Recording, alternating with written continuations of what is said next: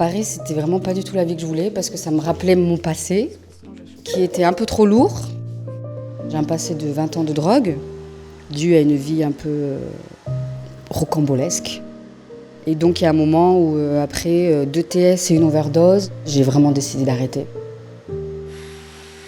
J'ai toujours eu de la chance dans les réalisations que je faisais, ces réalisations me plaisent. Par contre, je manquais d'humain, il y avait vraiment que mon travail. Et puis du coup, je suis assez vite parti et j'ai eu la chance d'arriver au village. Le fait de rencontrer d'autres personnes qui n'ont pas du tout à voir avec notre vie d'avant nous aide à vraiment nous consacrer, à s'aider les uns les autres, à accepter la fragilité de l'autre, parce que tout le monde est fragile.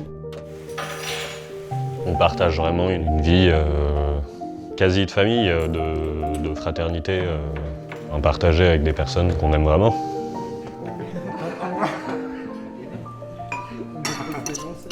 Tous les jours, on essaye de se relayer pour donner un coup de main au jardin. Aller planter les fleurs, planter le gazon, déraciner tel endroit, etc., etc. Donc il y a toujours quelque chose à faire. Pouvoir travailler dans ces bâtiments et puis même au-delà de juste les bâtiments, en fait, pour les gens qui vont y habiter, et ben c'est top. Là, le magasin, par exemple, c'était hyper sympa de pouvoir passer beaucoup de temps, mais pour un résultat qui est très satisfaisant.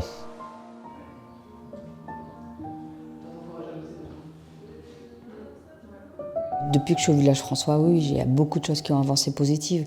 Que ce soit déjà dans l'estime de soi, mais pas sans tomber dans l'ego non plus. Que ce soit le partage aux autres, que ce soit le repas partagé, qu'on prépare à manger pour les uns, les autres. On est vraiment une colocation unie. Des beaux moments, on en a vécu beaucoup. Et des plus difficiles, hein. C'est pas forcément que dans les moments faciles qu'on grandit le plus et le plus vite. Pour moi, c'est réellement la colocation qui m'a aidé à me construire sur la confiance en moi, justement, et puis pouvoir prendre des responsabilités. Et c'est ça qui est beau, en fait, c'est de vivre que chaque jour suffit sa peine, et je pense que ce petit proverbe est bien de l'expliquer, qu'en fait, il ne faut pas avoir peur. La pente vers le mal, elle est très facile. Mais après, la pente vers le haut, elle est plus difficile, mais on se sent plus porté et on se sent plus en paix.